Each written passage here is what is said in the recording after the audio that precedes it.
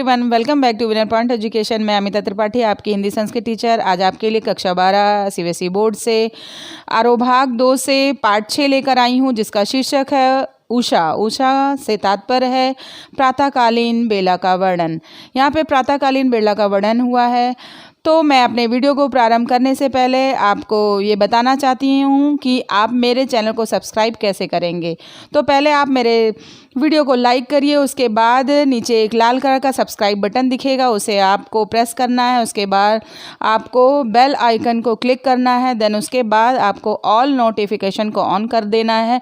फिर आप मेरे चैनल का हिस्सा बन जाएंगे, जो कि बहुत अच्छी बात होगी। तो आइए प्रारंभ करते हैं। उषा शमशेर बहादुर सिंह की कविता है। शमशेर बहादुर सिंह प्रयोगवादी प्रसिद्ध कवि माने गए हैं। तो उषा में प्रातःकालीन बेला का वर्णन है। क्या शमशेर बहादुर सिंह ने यहाँ पे वर्णन किया है, उसी को हम देख लेते हैं। प्रात नभ था बहुत नीला, शंख जैसे भोर का नभ, राख से लीपा हुआ चौका अभी गीला पड़ा है, बहुत काली सिल पर जरा से लाल केसर से, कि जैसे धुल गई हो स्लेट पर या लाल खड़िया चौक, मल दी हो किसी ने नील जल में या किसी की गौर झिलमिल देह जैसे हिल रही हो, और जादू टूटता है इस उषा का अब सूर्योदय हो रहा है। यहाँ पर शमशेर बहादुर सिंह ने प्रातःकालीन का बड़ा ही मनोहारी चित्रण किया है। बहुत ही सूर्य का प्रतिबिंब है इसमें, और इसका जीवांत चित्रण किया है। ऐसे तो बहुत से कवियों ने किया है। आपका बीती विभावरी जागरी, जयशंकर प्रसाद के गीत में भी कहा गया है कि बीती विभावरी जागरी, अंबर पनघट में डुबो रही, तारा घर उषा नागरी, ख कुलकुल सा बोल रहा, किसले का अंचल डोल रहा, लो यह लतिका भी भर लाई, नव मुकुल नवल रस गागरी। तो ऐसे बहुत से कवियों ने प्रातःकालीन वेला का सुंदर मनोहारी चित्रण किया है। यहाँ प्रयोगवादी कवि शमशेर बहादुर सिंह ने भी उषा कर प्रातःकालीन बेला का बहुत सुंदर चित्रण किया है। तो इस समय उषा चित्रण में ये बताया गया है, जब प्रातःकालीन बेला होती है तो नीला आकाश कैसे लगता है। नीला आकाश शंख के समान लगता है। और यहाँ पे गांव का चित्रण करते हुए भी उषा का वर्णन किया गया है। कैसे किया गया है कि प्रात नभ था बहुत नीला, शंख जैसे। प्रातःकालीन बेला में नभ माने आकाश बहुत नीला, शंख कैसे प्रतीत हो रहा था, मानो नीला शंख जैसा प्रतीत हो रहा था। भोर का नभ, भोर से तात्पर्य है प्रातःकालीन बेला का जो आकाश था वह नीले शंख के समान प्रतीत हो रहा था। ऐसा प्रतीत हो रहा था जैसे मानो राख से लीपा हुआ चौका अभी गीला पड़ा है। ऐसा प्रतीत हो रहा था मानो राख से लीपा हुआ चौका हो। जैसे गांव में प्रातःकालीन बेला में राख से लीपा हुआ चौका जो होता है वो हल्का सा गीला होता है। तो उसी तरह से प्रातःकालीन बेला का वर्णन किया गया है कि जब सूर्य उदित होने से पहले किरण जब थोड़ी थोड़ी हल्की हल्की दिखाई देती है, उससे पहले के वर्णन में एकदम भोर का वर्णन किया गया है। तो वही कहा है कि राख से लीपा हुआ।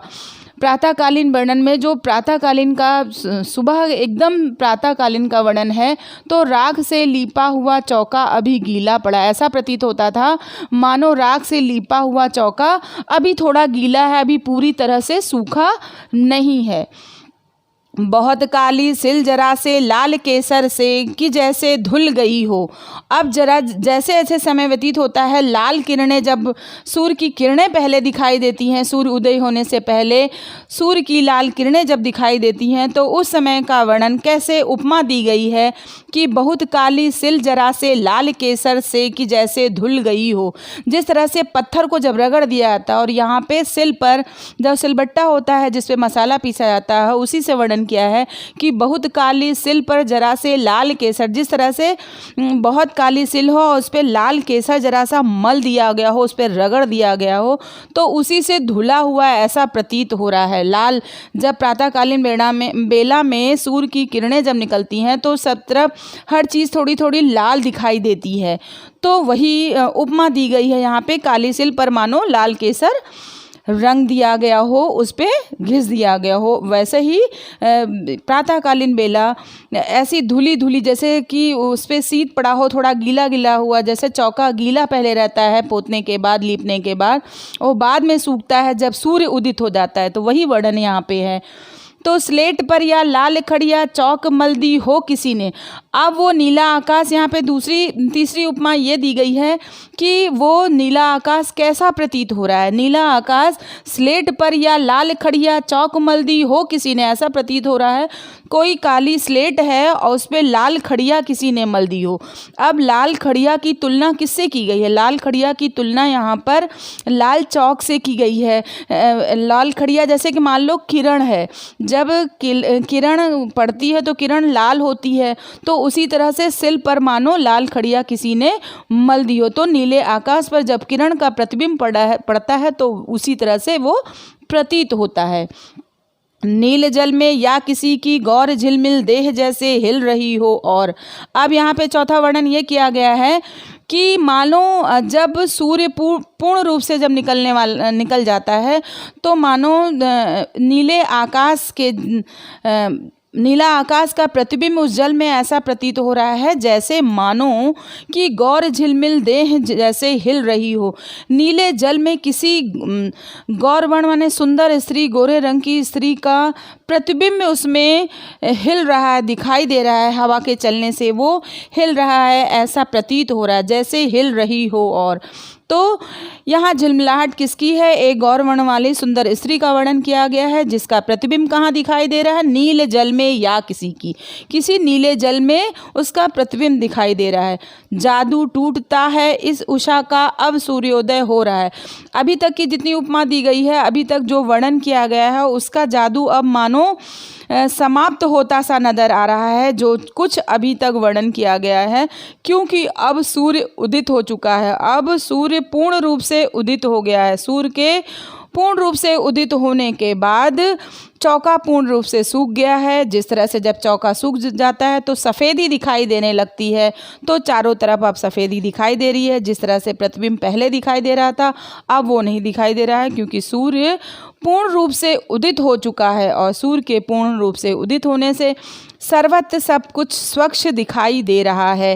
पहले जब प्रातःकालीन बेला होती है तो उस समय पहले किरण आती है, माने उनकी सूर्य की लाल किरणें आती हैं, वो प्रतिबिंब पड़ता है, तो वो मनोहर छटा जो होती है। जब सूर्य उदित पूर्ण रूप से हो जाता है तो जिस तरह से जब चौका यहाँ पे लीपा गया है तो वो जो गीलापन उसमें होता है, क्योंकि प्रातःकालीन बेला जो होती है एकदम भोर की बेला, वो बहुत निर्मल और स्वच्छ होती है। जब सूर्य उदित होता है तो सर्वत्र सब कुछ साफ साफ दिखाई देने लगता है। तो यहाँ पर शमशेर बहादुर सिंह ने प्रातःकालीन बेला का बहुत ही मनोहारी चित्रण किया है।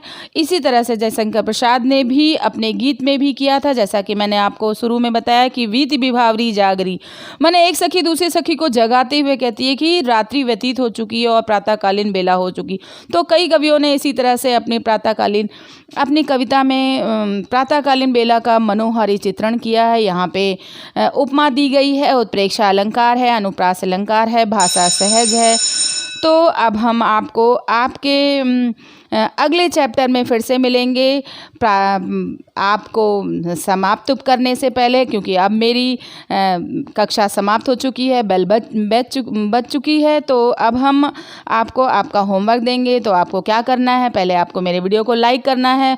उसके बाद जब आपको लाल कलर का बटन जब दिखाई देगा तो उसे आपको क्लिक कर देना। क्लिक करने के बाद ऑल नोटिफिकेशन आपको ऑन कर देनी है, तो आप मेरे चैनल का हिस्सा बन जाएंगे। तब तक के लिए धन्यवाद।